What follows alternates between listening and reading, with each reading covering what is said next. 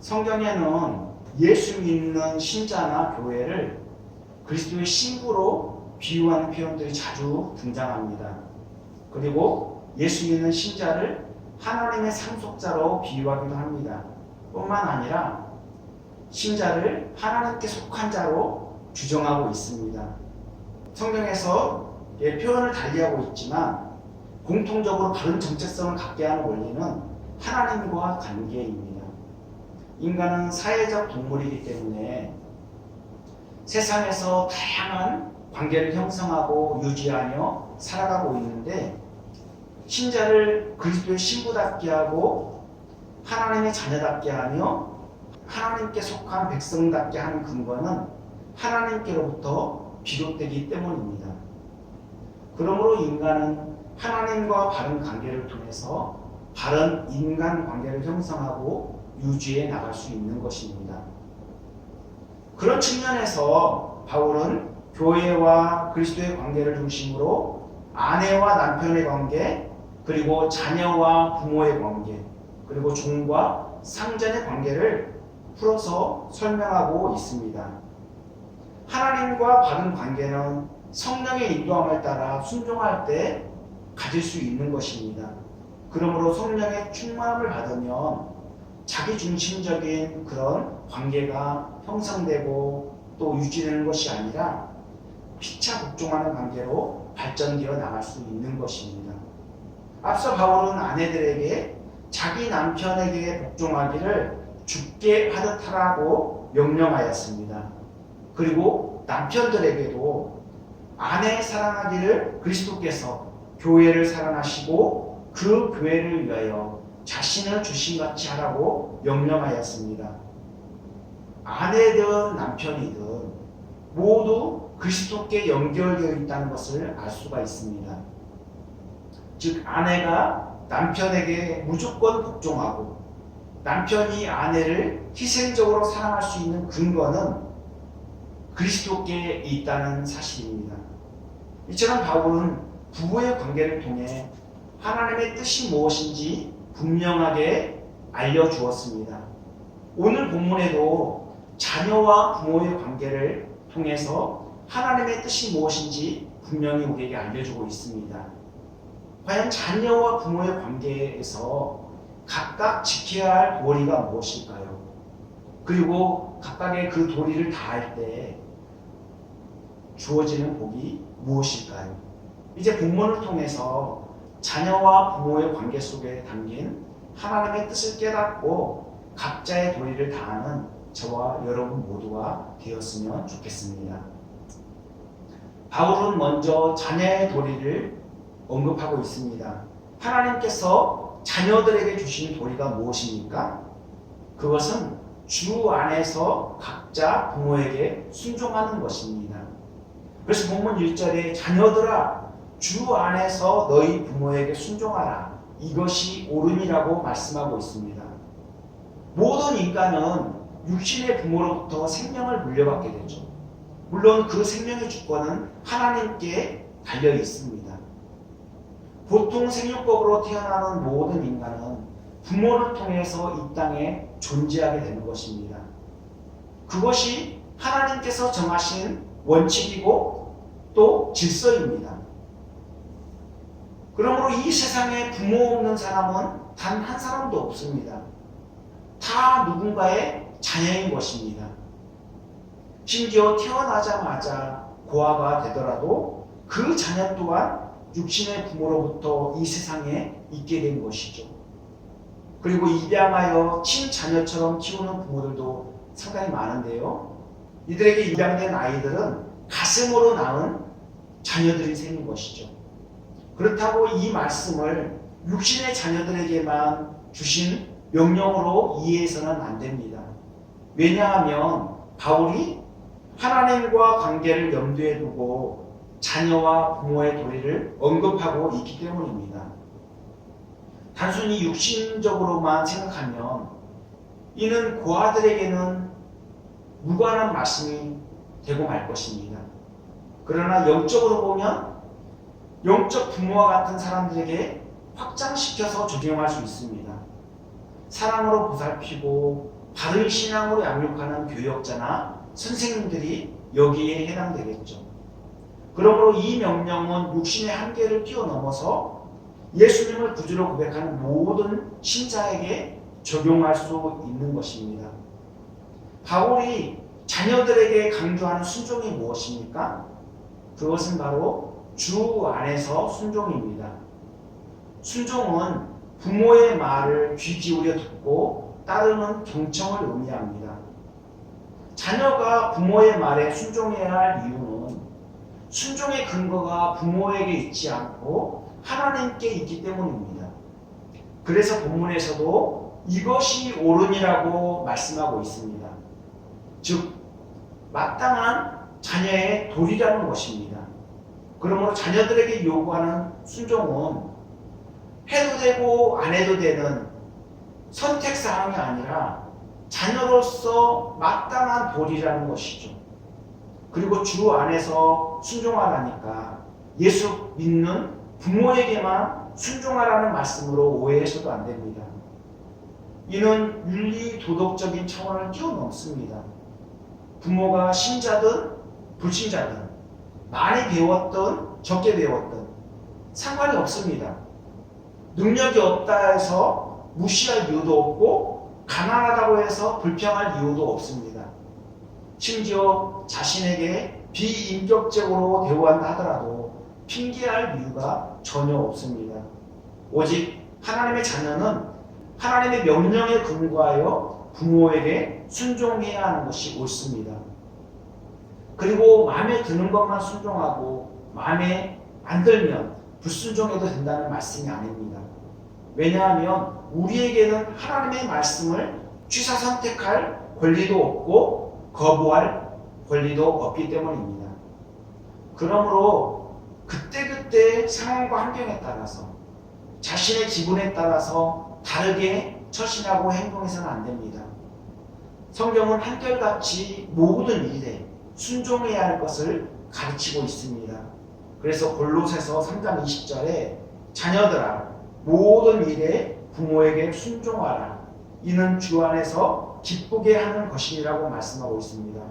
여기 보면 모든 일에 부모에게 순종하라고 명령하고 있죠. 부모의 말에 순종하는 것과 하나님의 말씀에 순종하는 것은 직결되어 있습니다. 자녀는 눈에 보이는 육신의 부모에게 순종함으로써 눈에 보이지 않는 하나님께 순종하는 단계로 나아갈 수 있는 것입니다. 눈에 보이는 육신의 부모에게 순종하지 못하는데 어찌 눈에 보이지 않는 하나님께 순종할 수 있겠습니까? 부모에게 순종하지 않으면서 하나님께 순종한다는 것은 큰 모순입니다. 그렇다고 부모의 명령이면 무조건 순종하라는 말씀입니까? 그렇지 않습니다. 자녀가 부모의 말을 거부할 조건이 딱 한 가지 있습니다. 그것은 바로 주 안에서라는 조건입니다. 이 조건은 하나님의 말씀에서 벗어나지 않는 조건을 의미합니다. 그러니까 부모의 말이 하나님의 말씀에 위배된다면 거부할 수 있다는 말씀이죠. 그 이유는 신자는 하나님의 말씀에 우선하기 때문입니다. 즉 부모의 말보다도 하나님의 말씀이 더 위에 있기 때문에 하나님의 명령에 근거해서 부모의 부당한 요구를 거부할 수 있는 것이죠. 자녀가 부모에게 순종하여 그 도리를 다하면 어떤 복이 주어진다고 말씀하고 있습니까? 형통과 장수의 복이 주어진다고 말씀하고 있습니다. 그래서 본문 2절 3절에 내 아버지와 어머니를 공경하라. 이것은 약속이 있는 첫 계명이니 이로써 내가 잘되고 땅에서 장수하리라고 말씀하고 있습니다. 이는 신명기에 기록된 출애굽기 20장과 신명기 5장에서 인용된 말씀입니다. 출애굽기 20장 12절에 내 부모를 공경하라. 그리하면 내 하나님 여호와가 내게 준 땅에서 내 생명이 길리라고 말씀하고 있습니다. 그리고 신명기 5장 16절에 너는 내 하나님 여호와께서 명령한 대로 내 부모를 공경하라. 그리하면 내 하나님 여호와가 내게 준 땅에서 내 생명이 길고 복을 누리리라고 말씀하고 있습니다. 부모 공경은 약속이 보장된 첫 계명입니다. 여기서 첫 계명이 의미하는 바가 무엇인지 학자들마다 여러 견해들이 있습니다. 그리고 첫째라는 뜻을 가진 이 헬라어 프로토스는 최고라는 뜻을 동시에 갖고 있습니다. 그러니까 첫째라는 의미도 있고 최고라는 의미도 있는 것이죠.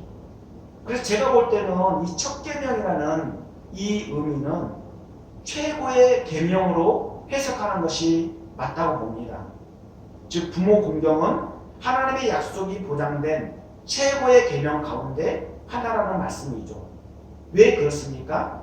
신실하신 하나님께서 약속하신 명령이기 때문입니다. 부모 공경은 이웃 사랑 실천의 단초가 되는 아주 중요한 계명입니다. 10계명은 크게 둘로 구분할 수 있죠. 1에서 4계명은 대신관계, 즉 하나님과 관계에 대해서 말씀하고 있고 5에서 10계명은 대인관계, 즉 가족과 이웃과의 관계에 대해서 말씀하고 있습니다. 그런데 부모 공경은 제5계명으로서 대인관계의 첫 단추가 되는 중요한 계명입니다. 그래서 부모를 공경하는 사람은 동네 어르신들을 공경할 뿐만 아니라 다른 사람을 존경하고 배려하는 자세를 갖게 되는 것이죠. 반면에 부모를 공경치 않는 불효자는 어떻습니까? 하나님의 저주를 받게 됩니다. 그래서 신명기 27장 16절에 그의 부모를 정홀히 여기는 자는 저주를 받을 것이라고 경고하고 있습니다. 심지어 레위기 20장 9절에는 만일 누구든지 자기의 아버지나 어머니를 저주하는 자는 반드시 죽일지니 그가 자기 아버지나 어머니를 저주하였은즉 그의 피가 자기에게로 돌아가리라고 충격적인 말씀을 하고 있습니다. 부모 공경을 하지 않고 불효하면 죽임을 당한다는 말씀입니다. 여기서 저주하다라고 번역된 히브리어 칼날은 시시하고 하찮게 여기는 것을 의미합니다. 그러니까 자신의 부모를 시시하고 하찮게 여기는 것이죠. 그러면서 무시하고 함부로 막대하는 것입니다. 이는 하나님의 말씀을 경홀히 여기는 그런 반증입니다. 물론 부모를 공경하기 어려운 상황들이 있을 것입니다. 그러나 그런 것들은 다 핑계가 될 수 없습니다. 이 세상에 공경을 받을 만한 훌륭한 인격을 갖춘 부모가 얼마나 되겠습니까? 부모도 죄악된 본성을 갖고 태어난 인간인데 허물을 차지되면 왜 없겠습니까?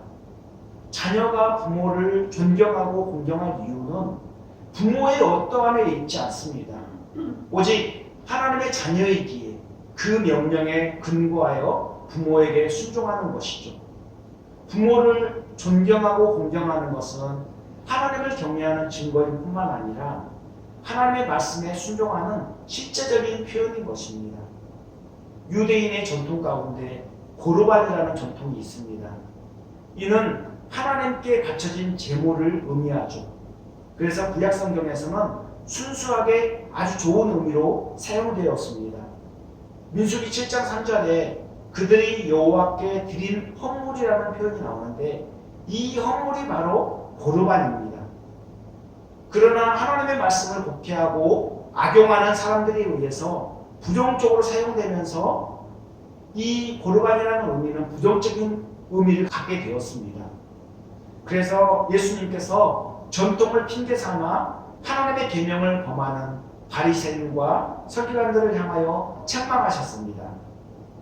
마태복음 15장 5절 6절에 너희는 이르되 누구든지 아버지에게나 어머니에게 말하기를 내가 드려 유익하게 할 것이 하나님께 드림이 되었다고 하기만 하면 그 부모를 공경할 것이 없다 하여 너희의 전통으로 하나님의 말씀을 폐하는도다 라고 말씀하셨습니다. 쉽게 말해서 부모에게 드리려던 것을 하나님께 드린다고 하면서 부모를 공경하지 않고 하나님의 말씀을 무시한 것입니다. 그래서 어떤 이들은 부모에게 화가 나면 자기 재산을 고르반이라고 선언하였습니다. 고르반이라고 선언하면 그것이 하나님께 한 맹세이고 그 맹세가 반드시 지켜져야 하는 맹세이기 때문에 그 재산을 하나님 섬기는 데만 사용할 수 있습니다. 따라서 전통을 지킨다는 명목으로 연로하신 부모님을 보살피는 것을 외면하였죠. 이들은 부모 공경할 마음 전혀 없이 하나님의 법을 악용할 뿐만 아니라 자신의 불순종을 합리화하려고 했던 것입니다. 그래서 하나님께 호된 책망을 받게 된 것이죠. 오늘날 자식이 열이라도 연로하신 부모를 모시지 않으려고 외면하는 모습을 자주 보게 됩니다. 그것은 복을 걷어차는 것과 다를 바가 없습니다. 아무리 상황이 어렵고 힘들다 하더라도 하나님의 말씀에 순종하는 자세가 중요합니다. 그것이 하나님의 자녀가 복받는 비결인 것입니다. 혹시 여러분 부모님이 늙으면 자기에게 얹혀 살지 않을까? 미리 겁부터 먹고 계산하고 있지 않습니까? 물론 요즘은 오히려 부모들이 자녀들에게 부담을 주지 않기 위해서 따로 살려고 하는 경향을 갖고 있습니다. 아무리 그렇다 하더라도 자녀는 부모에 대한 자신의 도리를 다하기 위해서 최선을 다해야 할 것입니다. 자녀가 부모를 공경하고 모신다는 것은 짐이 아니라 오히려 큰 축복인 것입니다. 저와 아내도 몸이 불편한 어머니를 7년간 모신 적이 있습니다. 당시에는 너무나 힘들고 어렵게 느껴졌지만 지나고 나니까 얼마나 큰 축복인지 모릅니다.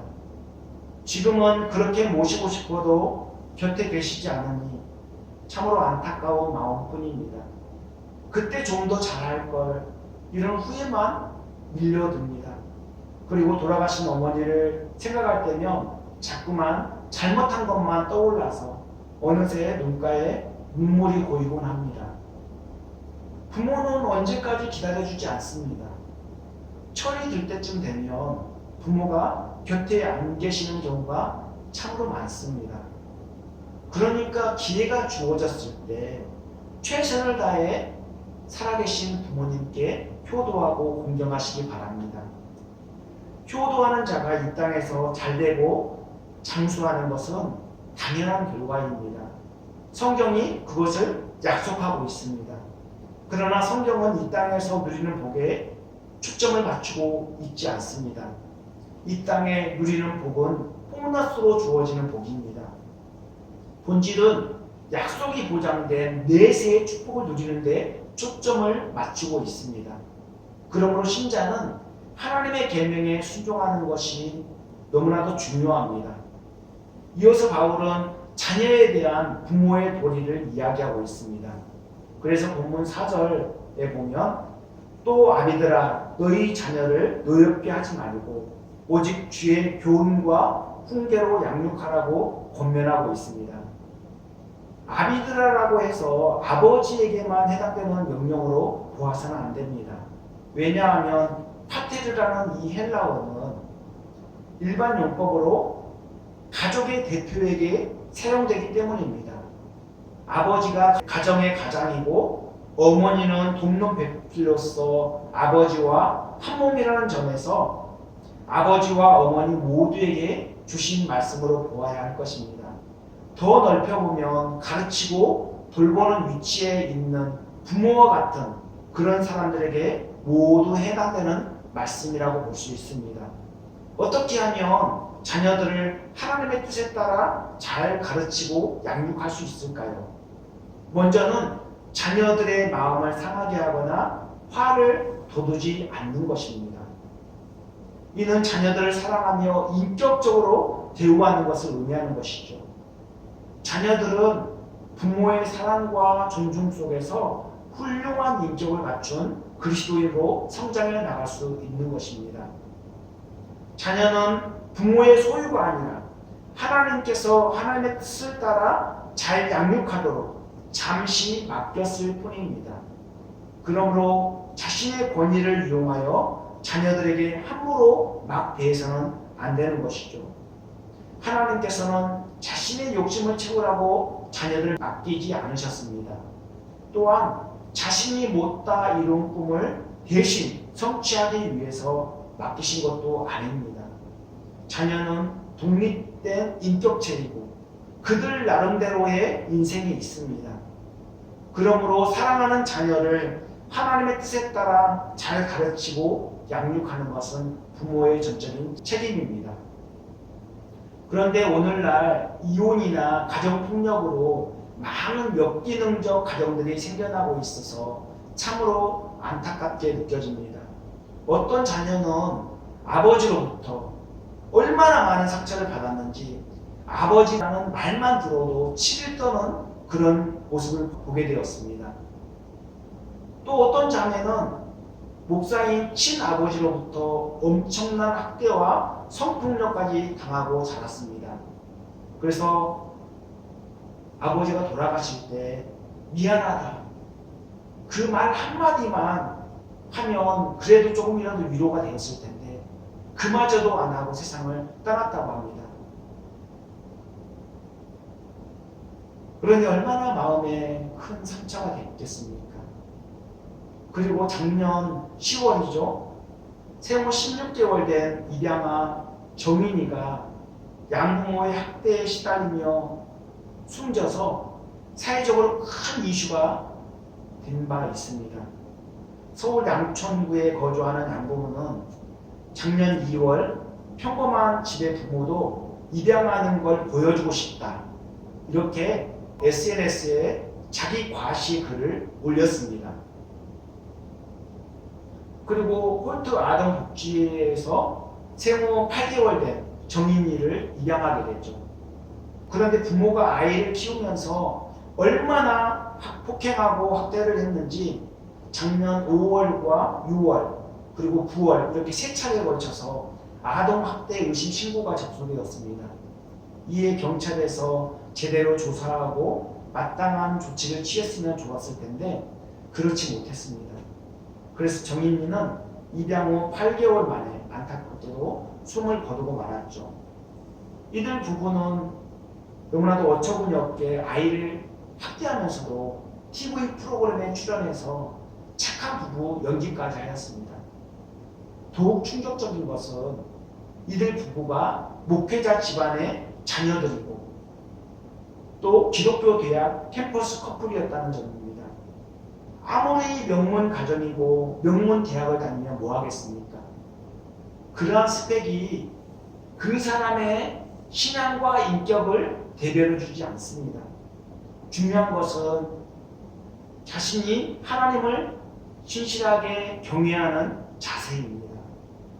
하나님을 바르게 경외하고 하나님을 바르게 섬긴다면 자녀를 함부로 막대하지 않았을 것입니다. 이들 부부는 하나님을 경외하는 마음으로 자녀를 양육하기보다는 자기 과실을 위한 수단으로 자녀를 이용하려 했을 뿐입니다. 그러니 어찌 자녀를 사랑으로 양육했겠습니까? 첫째인 친딸이 있는데 친딸도 제대로 키우지 못해서 2년간 베이비시터의 손에 맡겨서 키웠습니다. 그런데 입양한 이 정인이를 어떻게 사랑으로 키우겠습니까? 그들 눈에 보기에는 더더욱 밉상인 것이죠. 결국 자기 과시하려는 욕심에 정인이를 죽게 만드는 것입니다. 저도 지난날을 돌아볼 때 자녀를 훈계한다는 명목으로 제 자신의 감정을 다스리지 못하고 자녀들을 혼내고 화풀이할 때가 많았습니다. 자녀들이 어렸어도 사랑으로 회초리를 두는지 감정을 억제하지 못해서 화풀이하려고 회초리를 두는지 다 알았을 것입니다. 그것이 자녀들에게 얼마나 큰 충격이 되었는지 지금도 간혹 그때의 흑역사를 이야기하곤 합니다. 지나고 나니 얼마나 후회스럽고 자녀들에게 미안한 마음이 드는지. 하나님께서 부모에게 제시하는 자녀 양육법이 무엇입니까?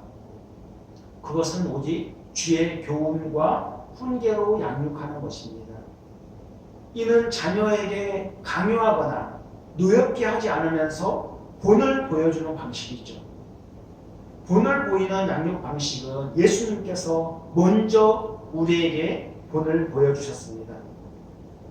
그래서 예수님께서 친히 제자들의 발을 씻겨주시면서 내가 너희에게 행한 것 같이 너희도 행하게 하려 하여 본을 보였노라고 말씀하셨습니다. 본을 보이는 양육 방식은 결코 쉬운 일이 아닙니다. 왜냐하면 부모 자신이 본이 되는 삶을 살아야 하기 때문입니다. 여러분도 언젠가는 이제 크게 되면 부모가 되겠죠.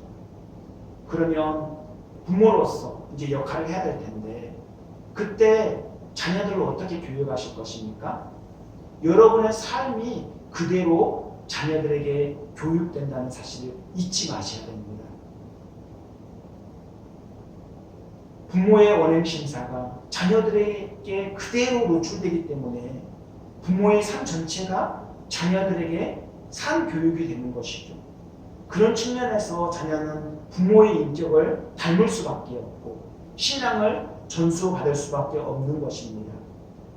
그러므로 자녀가 하나님께서 기뻐하시는 사람이 되기를 기대한다면 부모 자신이 하나님께 바른 자세로 하나님 기뻐하시는 삶을 살면 됩니다. 주의 교훈과 훈계로 양육하라고 해서 자녀들에게만 적용해야 된다는 그런 생각을 가져서는 안 됩니다. 자신에게 먼저 적용해야 되는 것이죠. 주의 교훈과 훈계를 양육하기 전에 먼저 주의 교훈과 훈계를 바로 자신에게 적용하는 것입니다. 그렇게 하면 자녀들은 자연스럽게 그 하나님의 말씀에 순종하고 따라 행할 것입니다. 가장 좋은 교육 방법은 억지로 강압적으로 하게 하는 것이 아니라 자발적으로 즐겁게 본받을 수 있도록 동기를 유발하는 것입니다. 그래서 고기를 잡아주려고 하지 말고 고기 잡는 방법을 가르쳐 주라고 하지 않습니까? 고기를 잡아주면 그때뿐입니다. 하지만 고기 잡는 방법을 가르쳐주면 그가 고기 잡는 방법을 익혀서 계속해서 이렇게 고기를 잡아 올릴 거 아니겠습니까? 이처럼 하나님을 어떻게 섬겨야 될지 그것을 몸소 본을 보여주면서 실천하면서 자녀들에게 그렇게 교육을 하는 것입니다. 그러면 늙어도 자녀들이 마땅히 행할 길을 그렇게 가르쳐주게 되면 그곳에서 떠나지 않는 것이죠. 이것이 하나님이 우리에게 원하시는 자녀들 교육 방법입니다. 이제 말씀 마치려고 합니다. 바울은 자녀와 부모의 관계 속에서 각각 지켜야 할 도리가 무엇인지 분명히 가르쳐 주었습니다. 자녀와 부모의 관계에 있어서 중요한 것은 순종과 사랑입니다. 즉 자녀가 부모에게 순종해야 하고 부모는 자녀를 주의 교훈과 훈계로서 사랑으로 양육해야 하는 것이죠. 이는 자녀와 부모의 마땅한 도리이기 때문에 하나님의 명령에 근거하여 준행하는 것입니다. 현재 자녀의 위치에 있습니까? 그렇다면 하나님의 명령대로 부모에게 효도하시기 바랍니다. 부모 공경은 하나님을 경외하는 실질적인 표현인 것이죠. 자녀들은 주 안에서 부모에게 순종하고 공경할 때 형통과 장수의 복을 누리게 되어 있습니다.